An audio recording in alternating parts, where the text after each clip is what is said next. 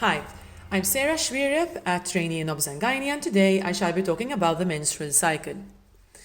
So in most textbooks, you'll find the graph looking something like this, summarizing the menstrual cycle, and it can be quite daunting to understand at first. So in this video, I want to try to break it down to make it easier. So at the end of the video, we'll refer to the graph again, and hopefully it will be more clear.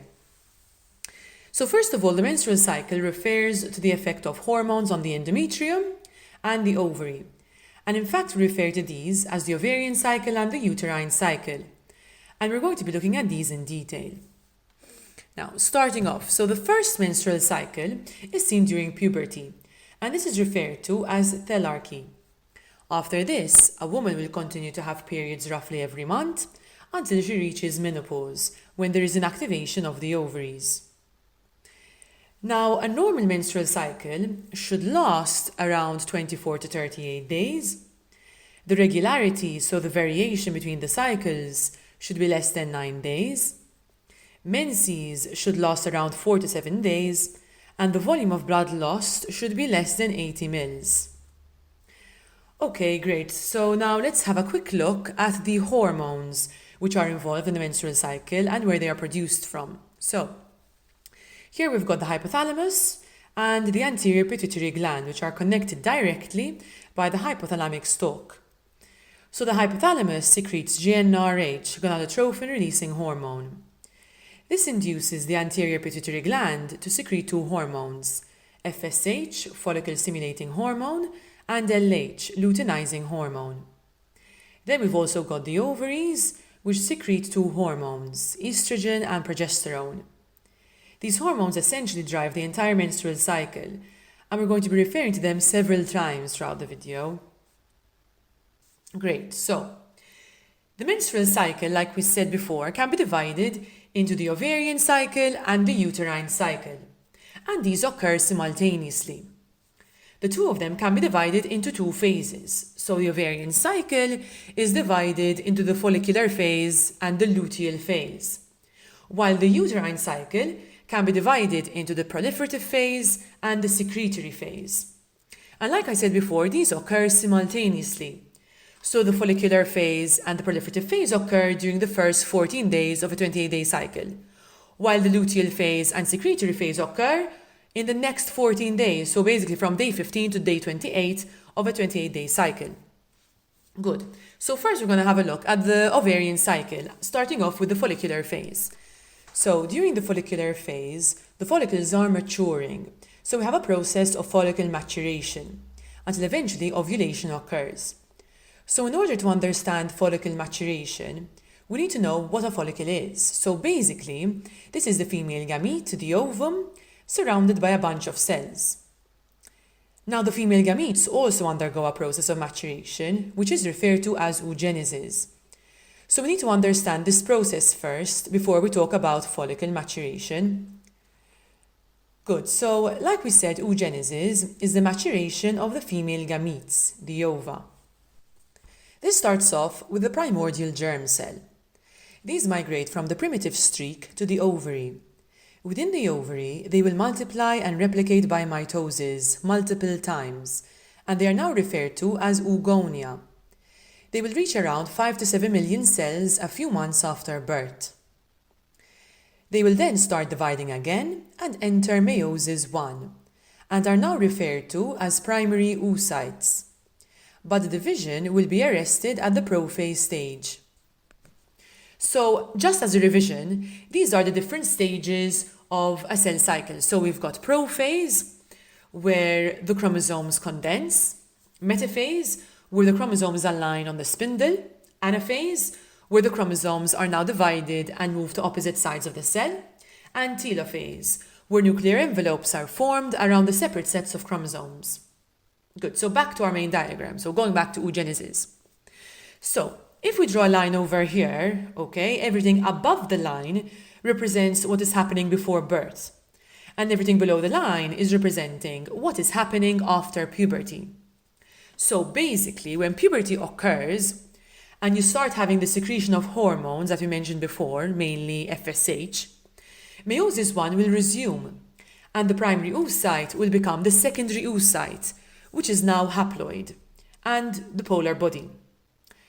The secondary oocyte will immediately enter meiosis II, but again this process is arrested at the metaphase stage this time. Meiosis II will resume after sperm fertilization, becoming the mature ovum and a polar body. The other polar body will also divide into two polar bodies. Good. So basically that's the process of oogenesis. So going back to our follicle maturation now. So over here we've got the primordial follicle, which is essentially the primordial germ cell surrounded by cells. And we have two types of cells, the granulosa cells and the theca cells. So that we can understand what's going on, I'm going to place a diagram of oogenesis here so that we can follow along with our follicles this time.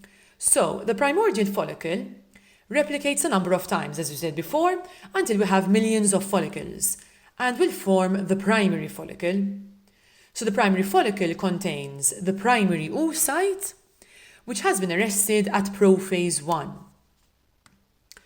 After puberty and with each menstrual cycle, FSH will promote the growth and maturation of around 12 to 20 primary follicles.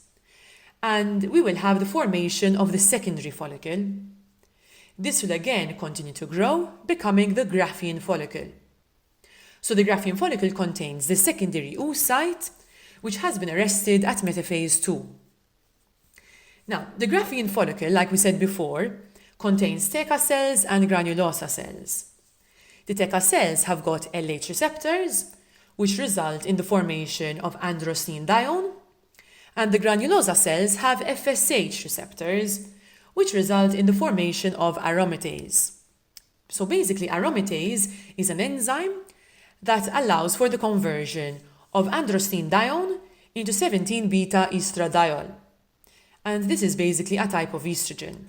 So now if we go back to our box with the hormones, estrogen will have a negative feedback effect on the production of FSH and LH. So low FSH levels will result in our 12 to 20 Graafian follicles to compete for this FSH hormone. And this competition will result in one of the Graafian follicles to become dominant.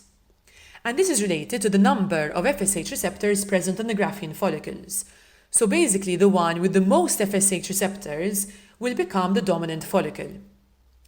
This will result in a large amount of 17-beta estradiol to be produced. So during the follicular phase of the menstrual cycle, estrogen is the dominant hormone. So back to the hormone box again. So these high levels of estrogen will no longer have a negative feedback effect on FSH and LH, but rather it will result in a positive feedback effect, which will result in a surge of LH and FSH release from the anterior pituitary gland. 24 to 36 hours after this LH surge, specifically LH, ovulation will occur, typically on day 14 of the cycle. So basically that is the end of the follicular phase, and now we're going to take a look at the luteal phase. So after ovulation, the remnants of the Graafian follicle will form the corpus luteum. The corpus luteum also contains theca cells and granulosa cells.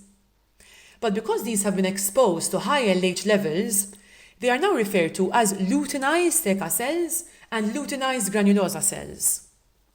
So again, the theca cells will produce androstenedione and the granulosa cells will produce aromatase, which will result in the production of 17-beta estradiol. So estrogen is also being produced in your luteal phase. Now, the granulosa cells, which we mentioned before, have the FSH receptors. They will also have LH receptors.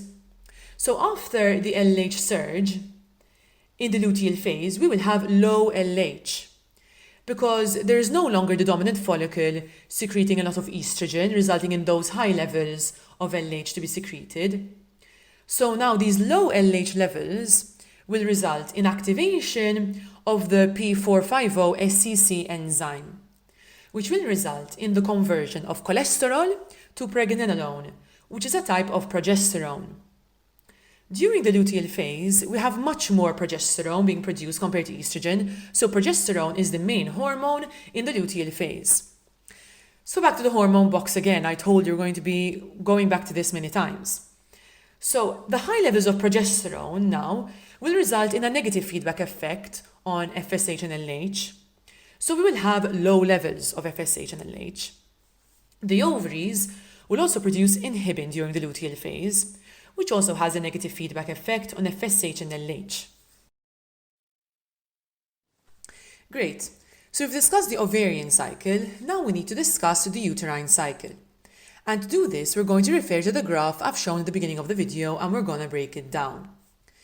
So basically, the graph contains the ovarian cycle, body temperature, anterior pituitary hormones, the ovarian hormones, and the uterine cycle. And we're going to be talking about all of these factors. So let's look at the ovarian cycle first, which we've already discussed. So it's going to serve as a revision. So we've got the primordial follicle, which is growing, becoming the Graafian follicle, which eventually ovulates, giving us the corpus luteum, which eventually disintegrates and dies, forming the corpus albicans. Now, looking at the anterior pituitary hormones next. So in the first half of the menstrual cycle, the hypothalamus is secreting GnRH, which stimulates the anterior pituitary to release its hormones. And we see the climb of FSH in the graph here. This will result in the maturation of the follicles. And as the follicles grow and mature, estrogen produced will result in a negative feedback effect on the anterior pituitary, which will decrease the release of FSH now, so we can see the dip of FSH over here. When the dominant follicle is selected, it will produce high levels of estrogen, which will have a positive feedback effect now on the pituitary gland, resulting in the spike of FSH we can see over here. Then the FSH level will remain relatively stable in the luteal phase, as the main hormone of the luteal phase, which is progesterone, is providing negative feedback effect to the anterior pituitary gland, so FSH levels remain low. Good, so next we've got LH. So LH is initially stable in the follicular phase. Then, as we said previously, when the dominant follicle is selected and produces large amounts of estrogen, estrogen will have a positive feedback effect on the pituitary gland, which will result in an LH surge that we can see over here. This will result in ovulation 24 to 36 hours later. It then remains stable in the rest of the cycle. Good. So next we've got the ovarian hormones, estrogen and progesterone. So basically over here we can see that initially in the follicular phase, the estrogen levels start to climb slowly. And this is because of the growth of the follicles, which start secreting estrogen. And then reaches a spike when the dominant follicle is selected and starts to secrete large amounts of estrogen, which will eventually result in the LH and FSH surge. After ovulation, the estrogen levels start to decline, but not completely, because we said that the corpus luteum also secretes estrogen, so we can see the estrogen levels climbing again and falling when the corpus luteum dies. Progesterone, on the other hand, is relatively low during the first half of the cycle, and then climbs in the second half, and this is because we said that the luteinized granulosa cells of the corpus luteum have those LH receptors, which result in the conversion of cholesterol to pregnenolone, making progesterone the dominant hormone of the luteal phase. This also declines once the corpus luteum dies. Now, looking at the uterine cycle, so in the beginning of the cycle, you've got menstruation happening, so the uterine lining is shedding off. Then the first part of the cycle is called the proliferative phase.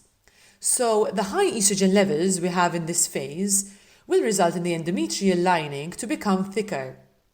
And in the secretory phase, where you have high progesterone levels, this will induce the endometrium to become more glandular, with the gland secreting more mucus, and vascular, with the development of the spiral arteries. And this is done to prepare for implantation. Then, when the levels of estrogen and progesterone decrease, the endometrium is no longer being supported by these hormones, and the endometrial lining will shed, and the woman will have her period. Good, so finally now, we need to discuss body temperature. So, during the follicular phase, women tend to have a lower baseline body temperature, and this is induced by estrogen. While during the luteal phase, they have a high baseline body temperature, And this is because of progesterone.